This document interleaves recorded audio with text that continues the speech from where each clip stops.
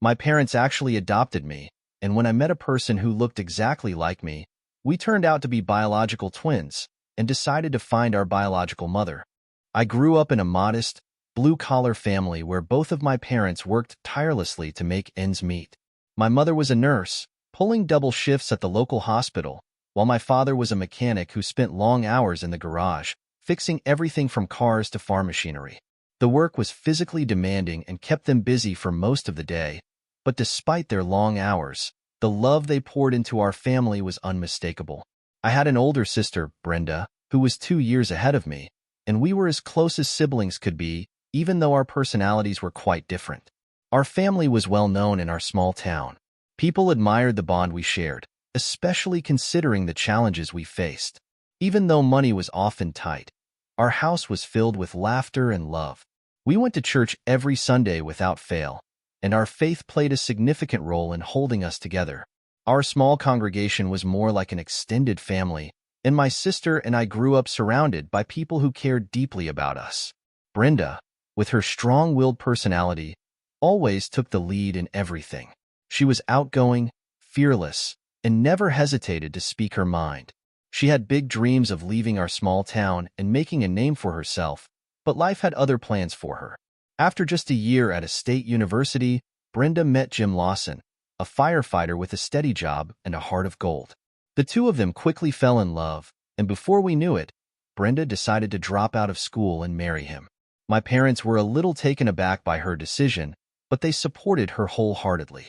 Brenda and Jim's wedding was a simple affair, held in the backyard of our childhood home.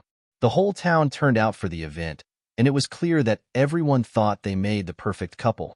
Jim was hardworking, dependable, and had a great sense of humor, which made him a hit with our family. He and Brenda seemed truly happy, and their love story was one that everyone admired. With Brenda starting her own life, I found myself with the opportunity to take advantage of the remaining college funds my parents had saved. Although they couldn't afford to send both of us through 4 years of school without some sacrifice, they made it clear that they wanted me to have the education they hadn't been able to complete for themselves. I had always been more academically inclined than Brenda, so I chose to attend State University and pursue a degree in physical therapy. Helping people recover and regain their independence had always been a passion of mine, and the program seemed like the perfect fit. During my time at college, I continued dating my high school sweetheart, Emily Davis. Emily and I had met at church during youth group when we were both teenagers. She was a quiet, introverted girl who kept mostly to herself, but we clicked right away. Over the years, I had watched her blossom from that shy girl into a confident, beautiful woman. She had a grace about her that I found captivating, and we were inseparable throughout high school. It wasn't long before I realized that I wanted to spend the rest of my life with her. By the time I graduated with my degree in physical therapy, Emily and I were already talking about getting married. We had been through so much together: high school dances, late-night study sessions, and countless church retreats, that it felt natural to take the next step. After graduation, I landed a job at Pathways Rehabilitation, a clinic that helped people recover from injuries and regain their mobility. It was exactly what I had hoped for, and I couldn't have been more excited to start my career. Emily and I got married just a few months later. Our wedding was a beautiful ceremony held in the same small church where we had grown up. Friends and family gathered to celebrate with us, and as we exchanged vows, I knew I had found my soulmate. Emily was everything I had ever wanted in a partner: kind, supportive, and full of life. We settled into married life easily. Not long after, we bought a cozy starter home in a quiet neighborhood with tree-lined streets and friendly neighbors.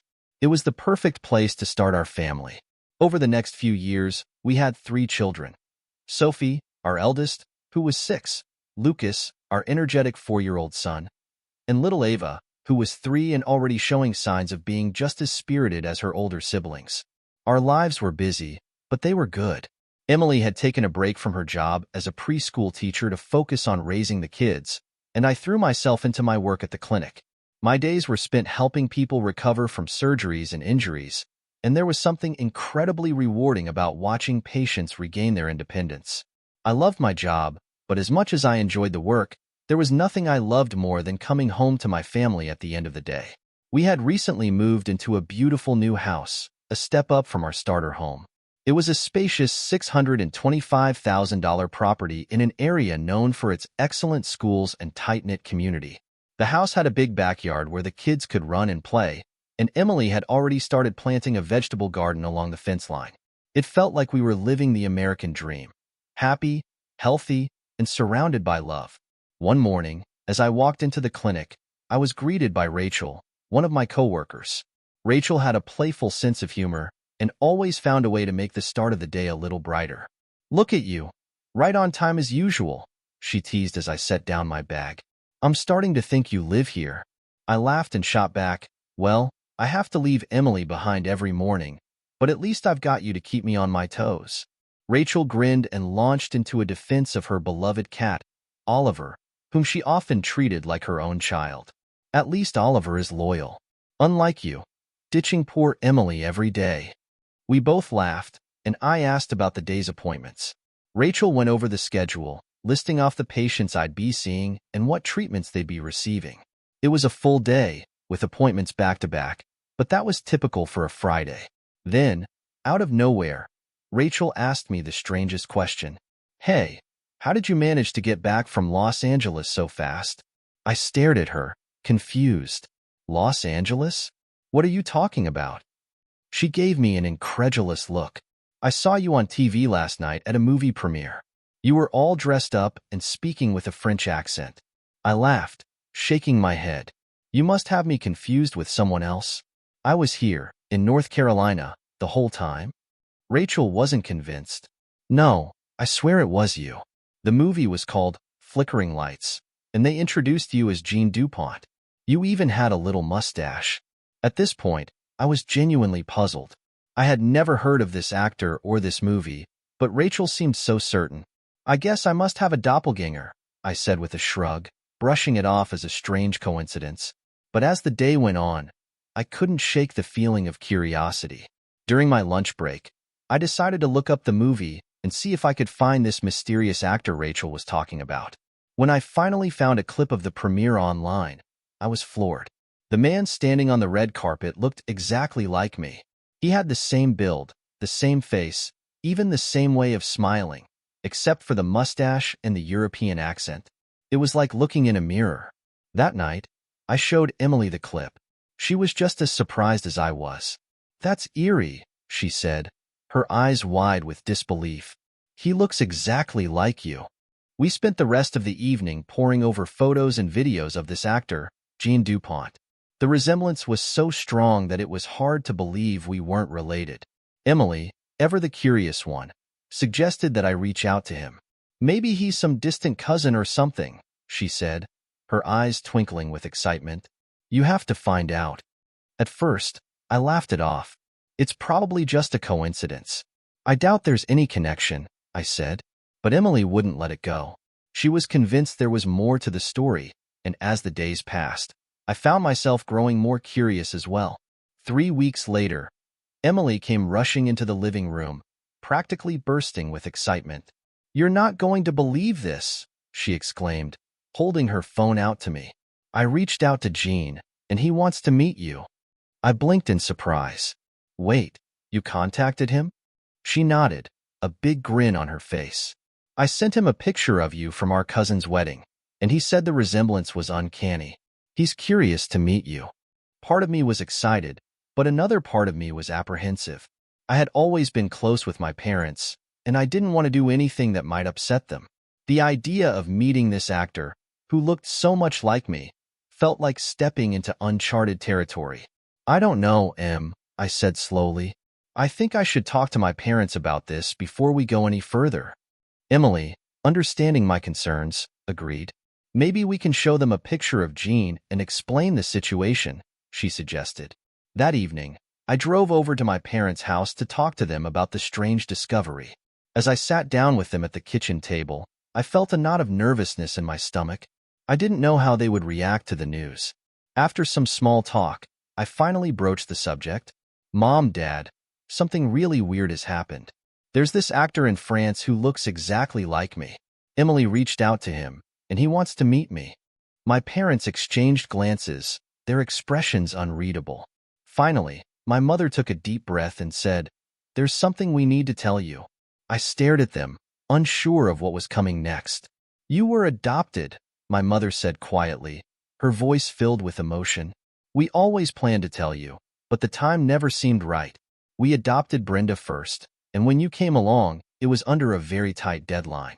We didn't have much information about your biological parents, just that you were to be named Paul, and you were ours the moment we saw you." The room felt like it was spinning. I had always thought I knew who I was, but this revelation turned everything upside down. My parents had been nothing but loving and supportive my entire life, but now I felt like I was standing on shaky ground. Seeing my shock, my father reached out and placed a hand on my shoulder. "We love you, Paul. That will never change. You're our son, and that's what matters." I nodded, overwhelmed with gratitude for their love and support. After a long, emotional conversation, I left their house with a new understanding of my past. When I got home, Emily was waiting for me in the living room, her eyes filled with concern. "How did it go?" she asked softly. I told her everything, about being adopted, about how my parents had kept it from me for all these years, and about how much they still loved me. Emily wrapped me in a tight hug, her arms offering comfort as I processed the news. "Do you still want to meet Jean?" she asked gently. I took a deep breath and nodded. "Yeah, I think I do." 3 days later, Emily and I boarded a plane to meet Jean in person. The excitement had worn off a bit, and now, as we sat in the small cabin of the plane, a mix of nerves and anticipation hung between us. I couldn't help but wonder what meeting him would be like. Was he just as curious about me as I was about him? Or was this just a passing curiosity for him, someone with an interesting story to tell at parties? Emily, sensing my tension, placed a hand on my knee. "Hey, whatever happens, we'll figure it out together," she said softly. I gave her a small smile, grateful for her support. "Yeah, I know. It's just surreal, you know?" She nodded, her eyes full of understanding. "It's a lot to take in, but you're strong, and I'm here with you." We arrived in Los Angeles and were met by a driver who took us straight to the hotel where Jean was staying. As we pulled up to the towering glass structure, my heart started racing. This was it, the moment when I would come face to face with a man who looked exactly like me, a man who, by some strange twist of fate, might be my biological twin. The lobby was bustling with people, and I could feel the weight of their stares as we walked through. It wasn't often that someone like me, an ordinary guy from a small town, found himself in a place like this. The chandeliers sparkled above us, casting a soft glow over the marble floors, and the scent of expensive cologne and perfume filled the air. We were directed to the top floor, where a private suite had been reserved for our meeting. When we arrived, the door opened, and there he was, Jean Dupont, standing in the doorway, looking every bit the polished movie star I had seen on screen. But more than that, he looked like me. It was uncanny. For a moment, neither of us spoke. We just stared at each other, taking in the strange reality of the situation. Then, he broke the silence with a smile. "Paul, right? It's incredible," he said in a thick French accent, stepping aside to let us in. I nodded, still trying to wrap my head around the fact that I was looking at someone who shared my face. "Yeah, it's something." Jean turned his attention to Emily, offering a charming smile as he kissed her hand.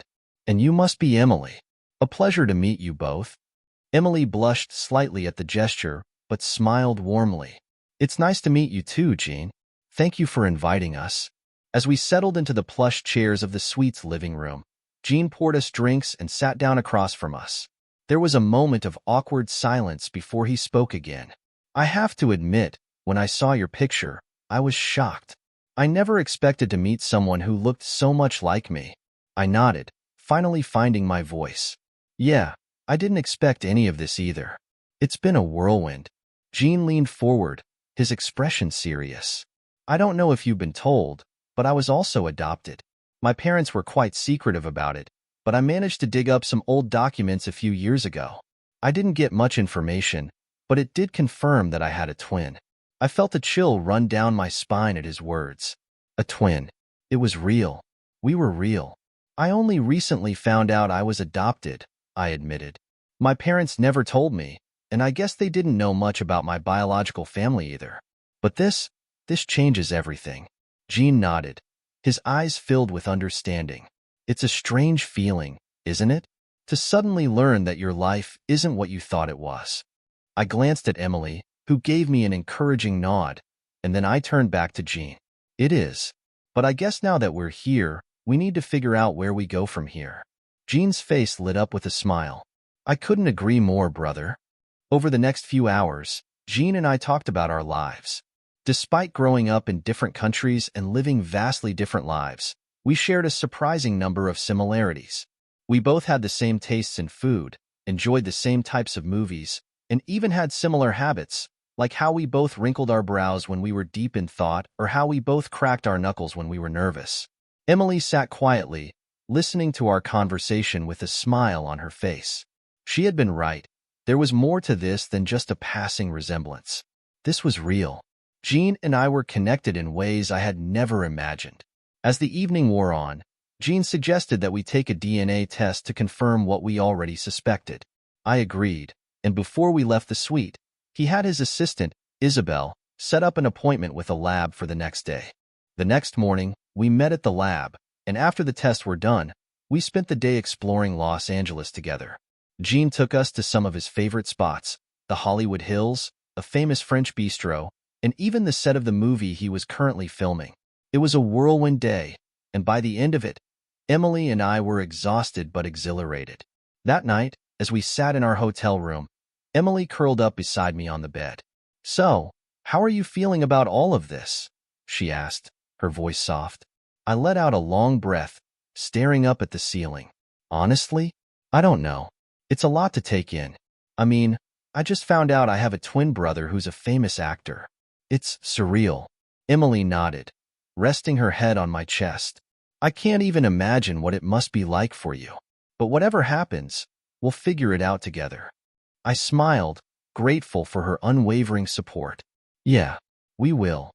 The DNA results came back 2 days later, confirming what we already knew. Gene and I were identical twins, separated at birth. The news hit me harder than I expected. It was one thing to suspect it, but seeing it confirmed in black and white made it feel more real. I suddenly felt like a stranger in my own life. Gene was thrilled by the news and immediately started making plans for us to spend more time together. He invited us to his home in France for an extended stay, promising to show us everything about his life and help us uncover the mystery of our separation. He even offered to hire private investigators to dig into the sealed adoption records. I wasn't sure how I felt about all of this. On the one hand, I was curious about my past and eager to learn more about where I came from. But on the other hand, I was overwhelmed by how quickly my life was changing. I had a family back home, 3 kids who needed me, a wife who was my rock, and a job that I loved. I couldn't just drop everything and dive into this new life with Gene. But Emily, ever the adventurer, was excited about the prospect of going to France. "It'll be an amazing experience, Paul. The kids will love it, and it'll give us a chance to connect with Gene and learn more about your past." I sighed, running a hand through my hair. "I know. It's just a lot to process. I don't want to uproot our lives for this." Emily sat down beside me, her expression thoughtful. "I understand. But maybe this is an opportunity to find closure, to learn where you came from and understand more about who you are." I looked at her, my heart full of gratitude for her unwavering support. She always had a way of seeing things that I couldn't. "You're right. We'll go. But I want to take it slow. I don't want to rush into anything." Emily smiled, leaning in to kiss me on the cheek. "We'll take it one step at a time." The following week, we made arrangements for the trip. Gene had offered to cover all the expenses, including first-class tickets for the entire family, but I insisted on paying for at least part of it. I didn't want to feel like I owed him anything. He reluctantly agreed, though he still insisted on covering most of the costs. We explained the situation to the kids in the simplest way possible, telling them that we were going on a big adventure to meet their Uncle Gene, who lived in France. Sophie, always the curious one, was full of questions, while Lucas and Ava were just excited about the idea of flying on a plane and exploring a new country. The day before our flight, we packed our bags and said goodbye to our friends and neighbors. As we stood in the driveway of our house, I couldn't help but feel a pang of anxiety. I was stepping into the unknown, and while I was excited about the possibilities, I was also terrified of what we might uncover. The flight to France was long, but the kids handled it surprisingly well. Jean had arranged for a private car to pick us up at the airport, and as we drove through the French countryside toward his estate, I couldn't help but marvel at how different everything felt. The rolling hills, the quaint villages, the vineyards stretching as far as the eye could see. It was like stepping into a postcard. When we finally arrived at Jean's estate, I was blown away. It was a sprawling property with manicured gardens, fountains, and a grand mansion that looked like something out of a movie. Jean greeted us at the front steps, his face lighting up with a smile as he pulled me into a bear hug. "Welcome to France, brother," he exclaimed, his excitement contagious. We spent the next few days settling in, exploring the estate, and getting to know Jean and his world. He introduced us to his staff, who treated us with the utmost respect and showed us around the local area. He even took us on a private tour of Paris, showing us all the iconic landmarks, the Eiffel Tower, the Louvre, Notre Dame. It was a dream come true for Emily and the kids, and I couldn't deny that I was enjoying it too. But as the days went on, I started to feel a sense of unease. Jean's life was so different from mine, and while I appreciated his generosity, I couldn't shake the feeling that I didn't belong in his world. He was surrounded by wealth, fame, and privilege, and I was just a regular guy from a small town, trying to figure out where I fit in. One evening, after the kids had gone to bed, Jean and I sat out on the terrace, sipping glasses of wine as we watched the sun set over the vineyard. "You've been quiet lately," Jean said, glancing over at me. "Is everything okay?" I hesitated, not sure how to put my feelings into words. "It's just, this is all so much. Your life, this estate, the fame, it's overwhelming." Jean nodded, his expression thoughtful. "I understand. My life has been unconventional, to say the least. But I don't want you to feel like you don't belong here. You're my brother, Paul. That's what matters." I smiled, grateful for his reassurance. "I know. It's just going to take some time to adjust." Jean leaned back in his chair, taking a sip of his wine. "Take all the time you need. I'm not going anywhere." As the days turned into weeks, I started to feel more at ease. Jean and I grew closer, and I began to understand more about his life and the challenges he had faced. He had grown up in foster care in France, bouncing from home to home before finally being adopted by a wealthy couple who had given him everything he needed to succeed. But despite his privileged upbringing, he had always felt a sense of emptiness, a longing to know where he came from. Together, we started to dig deeper into our adoption records, hoping to uncover the truth about our separation. Jean hired a team of private investigators to look into the sealed records, and after weeks of searching, they finally found something, a name. Pauline. That was all we had to go on, but it was a start. Jean was determined to find her, but I wasn't sure how I felt about it. Part of me wanted to know more, to understand why we had been separated and why our records had been sealed. But another part of me was afraid of what we might find. What if she didn't want to be found? What if the truth was something I wasn't ready to face? Emily, as always, was supportive. "Whatever you decide, I'm here for you," she said one night as we lay in bed, the soft glow of the moonlight filtering through the curtains. "I don't know what I want," I admitted. "I'm curious, but I'm also scared." She smiled, her hand resting on my chest. "That's understandable. But you don't have to figure it all out right now. Take your time." I nodded, grateful for her patience. "Yeah, one step at a time." And so, that's what we did. One step at a time.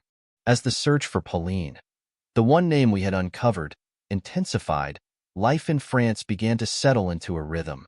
Jean's sprawling estate became like a second home for us, and the kids seemed to enjoy the freedom of running around the gardens, exploring the vineyards, and even learning a few words of French from Jean's house staff.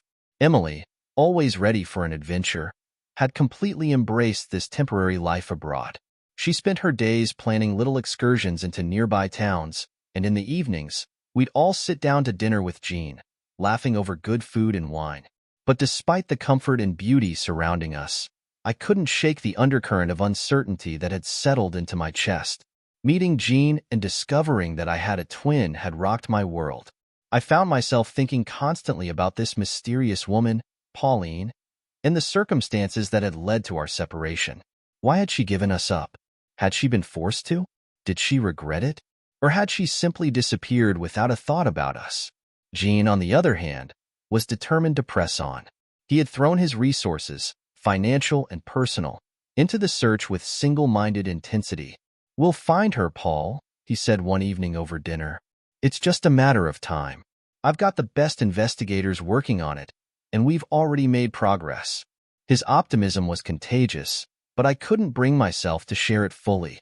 "I don't know, Jean. What if she doesn't want to be found? What if it opens up something we're not prepared for?" Jean gave me a thoughtful look. "I get that. I do. But for me, I need to know. I need to know why we were separated, why our records were sealed. Don't you want those answers?" I did, but I wasn't sure I was ready to face them. A week later, we got a call from the investigators. They had tracked down a possible address for Pauline in a small town on the outskirts of Lyon. The name matched, and the age lined up with what little information we had about her. It seemed like a long shot, but it was the best lead we had. "Are you sure you want to do this?" Emily asked me the night before we were set to leave for Lyon. We were sitting on the terrace, watching the kids play in the garden as the sun dipped below the horizon.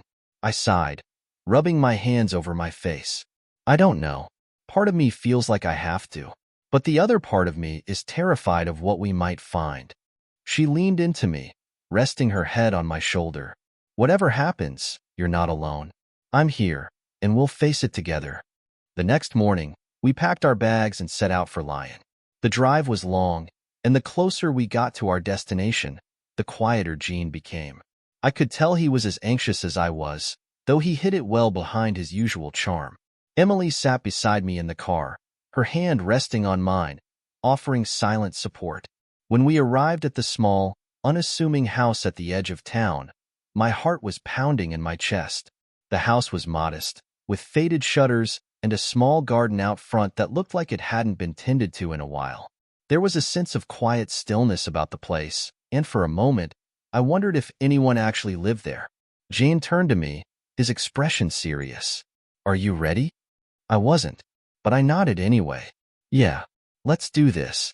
We walked up to the front door and knocked. The sound echoed in the stillness, and for a moment, there was no response. I felt my heart sinking. Maybe this was a dead end after all. But then, the door creaked open, revealing an older woman with gray hair and tired eyes. She looked at us with a mix of confusion and curiosity, and for a moment, none of us spoke. "Pauline?" Jean finally asked, his voice barely above a whisper. The woman's eyes widened in shock, and she took a step back, her hand flying to her chest. Who are you?" she asked, her voice trembling. Jean and I exchanged a glance before I stepped forward. "My name is Paul, and this is Jean. We think you might be our mother." The woman stared at us for what felt like an eternity, her eyes scanning our faces, her hands shaking. Then, without a word, she turned and disappeared into the house, leaving the door wide open. For a moment, none of us moved. We stood there, frozen in place, unsure of what to do next. But then, Jean stepped forward, pushing the door open a little wider. "I think we should go inside," he said quietly. We followed him into the house, the air inside thick with the scent of dust and old memories. The living room was small and cluttered with old furniture and stacks of newspapers. It felt like time had stood still here, like the world outside had moved on, but this place had remained unchanged. Pauline was sitting in an armchair by the window, her hands clasped tightly in her lap, tears streaming down her face. "I never thought I'd see you again," she whispered, her voice barely audible. My heart ached at the sight of her. This woman, our mother, looked so fragile, so worn down by life. I wanted to say something, to comfort her, but the words wouldn't come. Jean knelt beside her, taking her hands in his. "Why?" he asked, his voice choked with emotion. "Why did you give us up?" Pauline closed her eyes, her tears falling faster now. "It wasn't my choice," she said, her voice shaking. "I wanted to keep you, both of you. But your father, he wasn't a good man. When he found out that I was pregnant with twins, he couldn't handle it. He forced me to give you up. He threatened to hurt me if I didn't. I felt a surge of anger rise in my chest at her words. And you just let him do that? You just gave us away? Pauline flinched at the harshness of my tone, but Jean placed a calming hand on my shoulder. Paul, she didn't have a choice.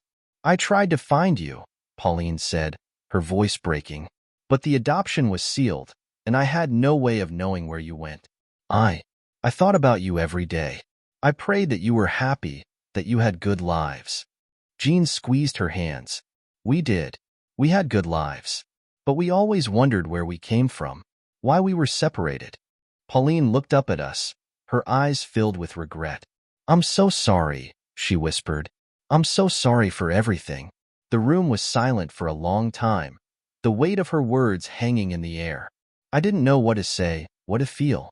Part of me wanted to forgive her, to let go of the anger and resentment that had built up inside me since I found out about the adoption. But another part of me, the part that still felt the sting of abandonment, wasn't ready to let go just yet. Jean, ever the optimist, broke the silence. What matters now is that we found each other. We're here, and we have a chance to build something new. Pauline smiled weakly, tears still glistening on her cheeks. Thank you. Thank you for giving me a second chance.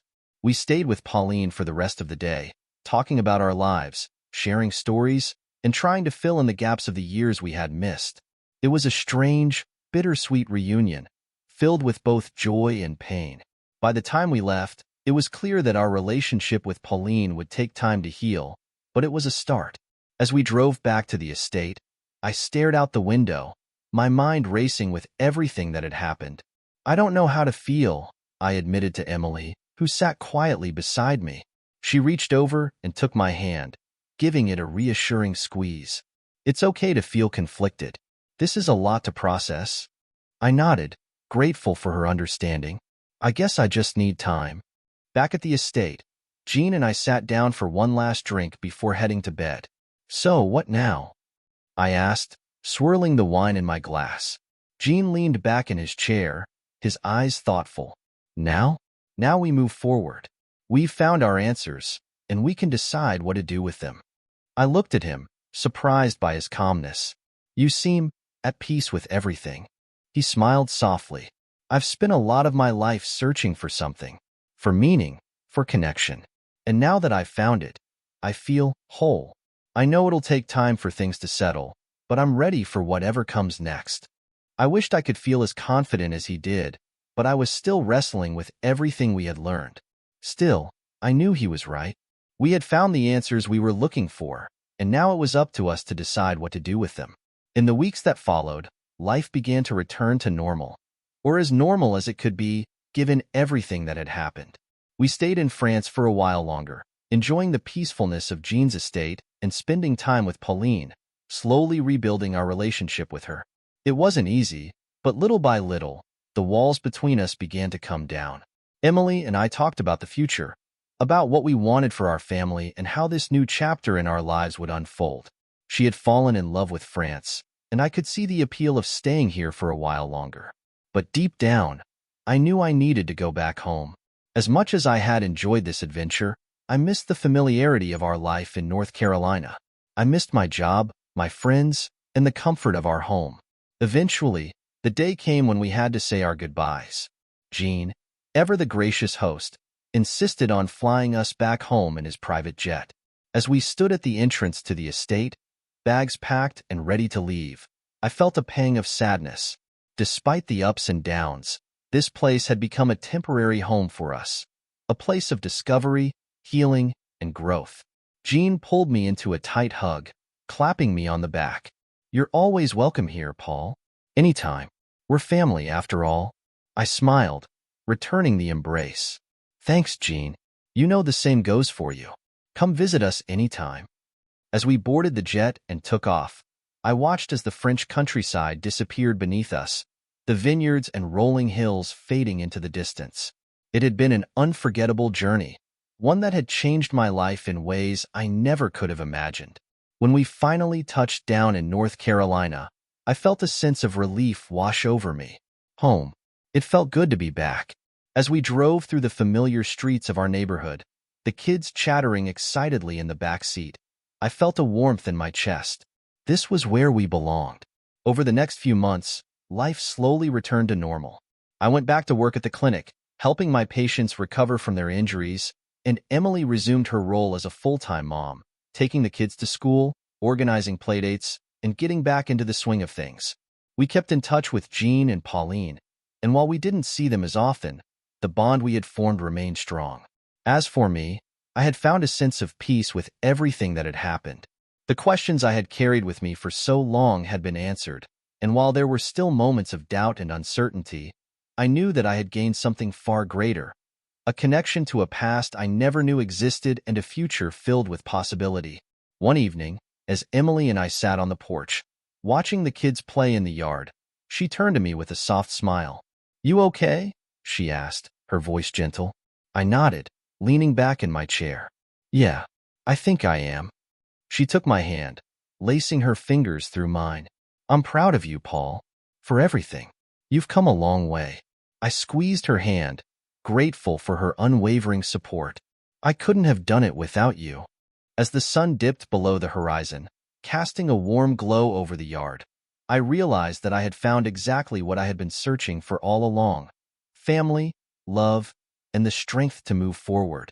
And in that moment, I knew that whatever the future held, I was ready. Life returned to its familiar rhythms, but with a new sense of clarity. The months following our return from France felt like stepping into a different chapter, one that carried both the weight of the past and the promise of the future. The routine of everyday life felt grounding after the whirlwind of discovery in France. I dove back into work at the clinic, throwing myself into the needs of my patients, while Emily resumed her daily routines with the kids. As much as I cherished the time we had spent at Jean's estate, there was something comforting about being back home. The familiar streets of our neighborhood, the sound of the kids' laughter filling the house, and even the routine chaos of managing a busy household, it all felt like a return to normalcy. And yet, beneath the surface, things had shifted. I found myself thinking often about Jean and Pauline. Our connection as brothers was undeniable, but the distance between our lives felt like a constant undercurrent. Jean, with his world of fame and luxury, existed in a reality so different from mine that it sometimes felt like we were living in parallel universes. Still, we stayed in regular contact, exchanging phone calls and messages, keeping each other updated on the small moments of life. Pauline, too, remained in my thoughts. Our reunion had been emotional, but the process of healing and rebuilding a relationship with her was far from complete. She had expressed deep regret for her past decisions, and while I had forgiven her, there was a part of me that still struggled to fully let go. The sense of abandonment that had settled deep within me wasn't something that could be erased overnight. Emily, ever the voice of reason, reminded me that healing takes time. "You've come so far already, Paul," she said one evening as we sat on the porch, watching the kids play in the backyard. "It's okay to feel conflicted. This is all new, and it's going to take time to find your footing with Jean and Pauline." I nodded, grateful for her insight. "I know. It's just strange. I've spent my whole life not knowing where I came from, and now that I do, it's like I have to rethink everything." Emily smiled softly, resting her hand on mine. "You don't have to figure it all out right now. You've got time." That reassurance gave me the space I needed to process things at my own pace. Slowly, I began to integrate the new pieces of my life into the old. I called Pauline regularly, sometimes just to check in, other times to share stories about my life with her. Each conversation felt like a step toward bridging the gap between us, and little by little, I started to let go of the resentment I had carried for so long. Meanwhile, Jean continued his life of fame and fortune. He had invited us back to France several times, but with the kids in school and my work commitments, we hadn't been able to make the trip yet. Jean, being the generous person he was, even offered to fly us out for a quick vacation over the holidays. But something held me back. It wasn't that I didn't want to see him, I did, but there was a part of me that was hesitant to fully dive into his world again. Our lives were so different, and as much as I cared about him, I wasn't sure if I fit into the glamorous, high-profile life he led. One evening, as I sat on the couch, Scrolling through pictures from our trip to France, Emily sat down beside me. "You've been quiet about Jean lately," she remarked. I sighed, leaning back into the cushions. "I don't know. He's been asking us to come back to France, and I want to, but at the same time, I feel like there's this distance between us. Like we're living in two different worlds." Emily considered my words, then nodded thoughtfully. "You are living in two different worlds, Paul. But that doesn't mean you can't be a part of each other's lives. You've both found your own paths, but those paths can still cross." She had a way of simplifying things that always made sense. "I guess I'm just not sure where I fit into his life," I admitted. "You fit where you always have, as his brother," Emily said with a smile. "He's just living a different version of the life you grew up in. But at the end of the day, you're still family." Her words stayed with me, and over the next few days, I found myself reflecting on them. Jean and I had spent so much time focusing on our differences, our different upbringings, our different careers, our different lifestyles, that we had forgotten to nurture the bond that had brought us together in the first place. Finally, after much thought, I called Jean. "Hey man," I said when he answered. "I've been thinking, maybe we should plan a visit for the summer. It's been too long." Jean's voice lit up with excitement. "Paul, I've been hoping you'd say that. You know you're always welcome here. The kids would love it, and I've been dying to show you around Paris properly this time." "Yeah, I think it's time," I agreed. "Let's start planning." With that decision made, a sense of anticipation started to build. The thought of returning to France, not just to reconnect with Jean, but to see the country through a more relaxed lens, felt right. This time, it wouldn't be about uncovering the past. It would be about enjoying the present and building the future. As the summer approached, we made all the necessary preparations for our trip. The kids were thrilled at the prospect of visiting Uncle Jean again, and Emily was excited about exploring more of the French countryside. I was looking forward to spending time with Jean in a more casual setting, without the weight of unanswered questions hanging over us. When the day finally arrived, we packed our bags, said goodbye to our friends and neighbors, and boarded the plane for France. This time, the flight felt different, more like a vacation than a journey of self-discovery. As we touched down in Paris, I couldn't help but feel a sense of excitement. I was ready to see Jean again, ready to reconnect with him on a deeper level, and ready to embrace whatever this new chapter had in store. Jean greeted us at the airport with his usual enthusiasm, wrapping me in a bear hug as soon as I stepped off the plane. "Paul, it's so good to see you," he exclaimed. "And Emily, the kids, welcome back to France." The kids ran to him, laughing as he scooped them up into his arms, spinning them around with a grin on his face. It was clear that they adored him, and seeing the joy on their faces warmed my heart. We spent the next few days exploring Paris, taking in the sights and sounds of the city. Jean, ever the gracious host, made sure that we experienced everything, from the Eiffel Tower to the Louvre to the charming little cafes tucked away on quiet streets. It was a magical time, and for the first time in a long while, I felt completely at ease. In the evenings, after the kids had gone to bed, Jean and I would sit out on the terrace of his apartment, sipping wine and talking about life. It felt good to reconnect, to talk about things that weren't tied to the past or our adoption, but about the present, the things we were passionate about, the people we loved, the dreams we had for the future. One night, as we sat watching the lights of the city twinkle in the distance, Jean turned to me with a serious expression. "I've been thinking a lot about something," he said, his voice thoughtful. I raised an eyebrow, curious. "What's that?" He hesitated for a moment, as if gathering his thoughts. "I've been doing a lot of soul-searching lately. Ever since we found each other, I've realized that there's more to life than just fame and fortune. Don't get me wrong, I love my career, but I've been thinking about what really matters, and that's family. You, Emily, the kids, Pauline, you're what matters." I nodded, understanding where he was coming from. "I feel the same way." Jean leaned forward, his expression intense. "I want to be more involved in your life, Paul. Not just as some distant brother you see once in a while. I want to be there for you, for your family. I want to be a real part of your life." His words caught me off guard. "Jan, you already are a part of our lives." He shook his head. "No, I mean really be there. I've been thinking about moving to the States, maybe buying a place nearby, so we can see each other more often. The idea took me by surprise. Jean had always been so rooted in France, in his career, in his world of fame. The thought of him leaving all of that behind to be closer to us seemed almost unimaginable. "You're serious?" I asked, still trying to process what he was saying.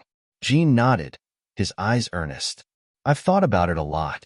My career's in a good place right now, and I can work from anywhere. But what I can't do is be the kind of brother I want to be if I'm halfway across the world. I want to be there for you, for the kids. I want to build a stronger relationship with you, and I can't do that from France." I sat back, letting his words sink in. It was a lot to take in, but the more I thought about it, the more it made sense.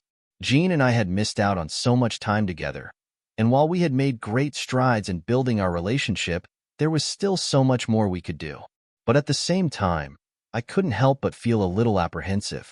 Jean moving to the States would change everything. It would bring him into our lives in a much more immediate way, and I wasn't sure if I was ready for that kind of shift. "What about your career?" I asked, trying to get a sense of where he was coming from. "Wouldn't moving to the States complicate things?" Jean smiled. "Not as much as you'd think. I've been doing more international work lately, and honestly, I'm ready for a change. The idea of settling down somewhere a little quieter, of being near family, it's starting to sound pretty appealing." I couldn't deny that the idea of having Jean closer to us was exciting. The kids adored him, and having him around more often would be great for them. And as much as I had struggled with the differences between our lives, I had come to realize that our bond as brothers was strong enough to bridge those gaps. "Well," I said slowly, "if you're serious about it, I think it could be a good thing. I mean, I'd love to have you closer, and I'm sure the kids would too." Jean's face lit up with a smile. "Really? You think so?" I nodded, a smile tugging at my lips. "Yeah, I do." Over the next few days, we talked more about the logistics of Jean's potential move. He was serious about it. He had already started looking at properties in the States, and he was eager to find a place that would allow him to spend more time with us while still maintaining his career. As we wrapped up our time in France and prepared to head back home, I couldn't help but feel a sense of excitement about the future. Jean's decision to move closer felt like the beginning of a new chapter for both of us, one where we could truly be a part of each other's lives in a meaningful way. When we returned to North Carolina, life quickly fell back into its usual rhythm, but this time, there was a sense of anticipation in the air. Jean kept me updated on his plans, and within a few months, he had found a beautiful house just a short drive from our neighborhood. It was a far cry from his sprawling estate in France, but it was perfect for what he wanted, a place to call home near his family.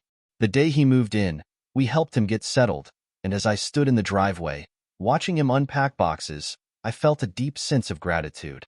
After everything we had been through, finding each other, reconnecting with our past, and rebuilding our relationship, we had finally arrived at a place of peace.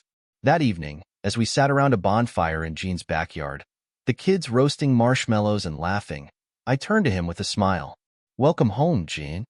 He grinned, clinking his glass of wine against mine. "It feels good to be here, brother. It feels really good." And in that moment, surrounded by family, I knew that we had found exactly what we had been searching for all along, each other. The transition to having Jean in North Carolina happened faster than I had anticipated. It felt surreal at first, having him just a short drive away, but as the weeks went by, the novelty wore off, and it began to feel normal, like he had always been a part of our everyday lives. The kids loved having him around, and Emily quickly warmed up to his spontaneous visits, especially when he would come by with treats or toys for the children.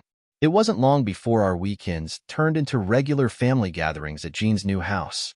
He had found a beautiful place nestled on the edge of town, surrounded by tall trees and a big yard where the kids could run and play.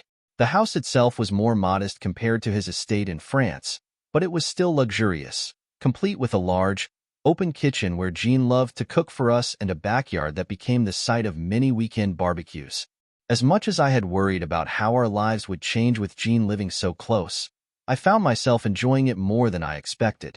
Having him nearby gave us the chance to rebuild the bond we had missed out on for so many years. We spent hours talking about everything, our childhoods, our families, our careers, and our plans for the future. It was like rediscovering a part of myself that I had never known was missing. Emily was a huge part of making the transition easier for everyone. She and Jean got along well, and while their personalities were different, they complemented each other in ways that made our family feel more complete. Emily brought her practical, down-to-earth nature to the table, while Jean brought his passion and energy. Together, they helped create an atmosphere where the lines between our families blurred, and it felt like one big, extended family.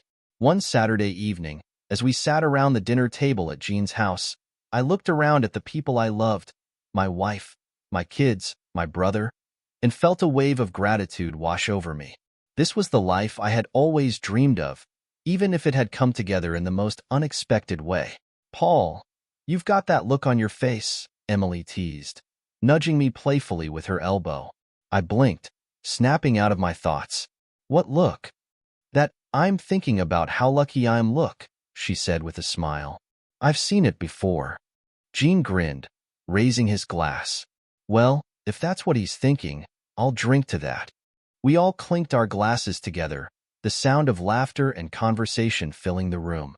It was moments like this that made all the struggles and uncertainties of the past seem distant, like they had been leading us to this point all along. After dinner, we gathered outside by the fire pit, watching the flames dance as the kids roasted marshmallows. Jean sat beside me, nursing a glass of wine, and for a moment, we sat in comfortable silence, just enjoying the stillness of the night. "You know," Jean said after a while, "I never imagined I'd end up here. Back when we first met, I didn't think I'd be living in the States, let alone so close to you." I smiled, staring into the fire. "Neither did I, but I'm glad you're here." Jean nodded, his expression thoughtful. "I am too. It's been good for me being here with you, with Emily and the kids. It feels like I'm finally where I'm supposed to be." I turned to him, catching the sincerity in his voice. "Do you miss France?" "Sometimes," he admitted. "I miss certain things about it, the culture, the food, my friends there. But at the same time, I feel more connected here. Being close to family has given me something I didn't even realize I was missing." I nodded, understanding exactly what he meant. Family changes everything. "Yeah, it does," Jean said, his gaze drifting toward the kids, who were giggling as they tried to catch fireflies in the yard. "And speaking of family, I've been thinking about something." I raised an eyebrow, curious. "What's that?" Jean hesitated for a moment before continuing. "I've been thinking about Pauline, about everything that happened with her, and how we left things." I hadn't expected that, but it made sense. Since our trip to France, we had stayed in touch with Pauline through phone calls and the occasional letter, but we hadn't seen her in person again. Our relationship with her was still fragile, and while the anger and resentment had begun to fade, there was still a lot left unsaid. "I've been thinking about her too," I admitted. "It's been a lot to process."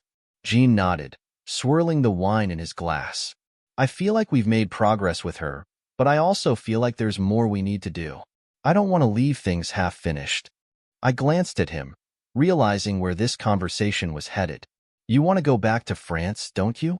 "Yeah," he said, turning to face me fully. "I want to go back and see her again.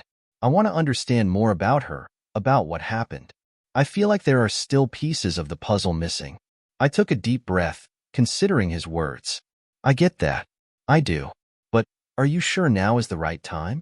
Things are just starting to settle down here." Jean gave me a small, understanding smile. "I know, and I don't want to disrupt anything, but I've been thinking that maybe it's something we should do together. As a family." I frowned, trying to wrap my head around the idea. "You mean, you want all of us to go? Me, Emily, the kids?" "Yeah," Jean said. "I think it could be good for all of us. It would give Pauline a chance to meet her grandchildren, and it would give us the opportunity to really connect with her on a deeper level. I don't know. I just feel like there's something more there that we haven't explored yet." I sat back, mulling over his suggestion. The idea of going back to France, of seeing Pauline again, was both daunting and intriguing. On one hand, I wasn't sure if I was ready to dive back into the emotional complexities of our relationship with her. But on the other hand, Jean was right. There were still unanswered questions, still pieces of our history that hadn't fully come together. I'll need to talk to Emily about it, I said after a moment. It's a big decision, and I don't want to make it without her. Of course, Jean said, giving me a reassuring nod. Take your time. There's no rush. We fell into silence again, the crackling of the fire the only sound between us. I watched the flames dance and flicker, lost in thought. A trip to France. Meeting Pauline again. It felt like reopening a chapter that I had just barely closed. But maybe that was the point. Maybe there was more to be written. That night, as Emily and I lay in bed, I brought up Jean's idea. He wants us to go back to France. As a family. To see Pauline. Emily turned to me, her expression thoughtful. How do you feel about that? I don't know, I admitted. Part of me thinks it's a good idea, but part of me is hesitant. Things are going so well here. Do we really want to stir everything up again? Emily considered my words, then reached out to take my hand. I get that, but maybe this is something we need to do. For closure. For understanding. I sighed, staring up at the ceiling. I just don't know if I'm ready. You don't have to be ready, she said softly, but you also don't have to do it alone. We'll be with you, every step of the way. Her words brought me a sense of calm that I hadn't expected. Emily had always been my anchor, the person who grounded me when everything else felt uncertain. With her by my side, I felt like I could face anything. Okay, I said finally. Let's do it. Let's go back to France. The preparations for our trip to France were a whirlwind of activity. We booked flights, arranged for the kids to take some time off school, and made sure everything at work would be taken care of while we were gone. Jan, ever the organizer, took care of most of the logistics, including coordinating with Pauline to make sure she was ready for our visit. The kids were excited about the trip, especially Sophie, who had become fascinated with French culture since our last visit. Lucas and Ava were just thrilled to be going on another adventure, their youthful enthusiasm infectious. As the day of our departure drew closer, I found myself feeling a mix of anticipation and nervousness. Going back to France felt like stepping into the unknown again, but this time, I had a clearer understanding of what lay ahead. I had my family with me, and I had a stronger sense of who I was and where I came from. When we finally boarded the plane, the kids settled into their seats with wide-eyed excitement, and Emily gave me a reassuring smile. "Here we go," she said softly, squeezing my hand. "Yeah," I agreed, trying to shake off the nerves that had started to creep in. "Here we go." The flight felt both familiar and different from our first trip. This time, there was no sense of urgency, no desperate need to find answers. Instead, there was a quiet sense of purpose, a feeling that we were going back not just to revisit the past, but to build something new. When we arrived in France, the warm, familiar scent of the countryside greeted us as we stepped off the plane. Jean had arranged for a car to take us to Pauline's house, and as we drove through the rolling hills and vineyards, I couldn't help but feel a sense of nostalgia wash over me. Pauline's house looked the same as it had the first time we visited, modest, quiet, and unassuming. But this time, there was a sense of welcome in the air, as if the house itself had softened in preparation for our arrival. When Pauline opened the door, her face lit up with a smile that was both tentative and hopeful. "Paul, Jean, Emily, the children, you're here?" Her voice trembled slightly, and I could see the emotion in her eyes as she stepped aside to let us in. The kids were shy at first, hanging back as we entered the small living room, but it didn't take long for them to warm up. Pauline, with her gentle demeanor, quickly put them at ease, offering them cookies and asking them about their trip. As the afternoon wore on, the conversation flowed easily. It wasn't like our first visit, where the air had been thick with tension and unresolved emotions. This time, there was a sense of peace, a feeling that we were all ready to move forward together. Pauline sat with Sophie on her lap, listening intently as my daughter told her all about her school and her friends back home. Lucas and Ava, meanwhile, had discovered a stack of old photo albums on the coffee table and were flipping through the pages, giggling at the black and white pictures of Pauline in her youth. "I never thought I'd see this day," Pauline said quietly, her voice thick with emotion as she glanced at me and Jean. "Having my family here with me, It's more than I ever hoped for. Jean smiled, reaching over to squeeze her hand. We're here now, and we're not going anywhere. I nodded in agreement, feeling a deep sense of gratitude for this moment. For the first time, it felt like we were truly healing, like the wounds of the past were finally beginning to close. Over the next few days, we spent our time reconnecting with Pauline and exploring more of the French countryside. We visited small villages, tasted local wines, and even spent a day in Paris, showing the kids the sights. It was a trip filled with laughter, love, and a growing sense of belonging. One afternoon, as we sat in the garden outside Pauline's house, watching the kids chase each other around the yard, Pauline turned to me with a soft smile. I'm so proud of you, Paul. You've built a beautiful life, a beautiful family. Her words took me by surprise, and for a moment, I didn't know how to respond. But then, I realized that this was what I had been waiting for. This sense of acknowledgement, of recognition from the woman who had given me life. Thank you, I said quietly, my voice thick with emotion. That means a lot.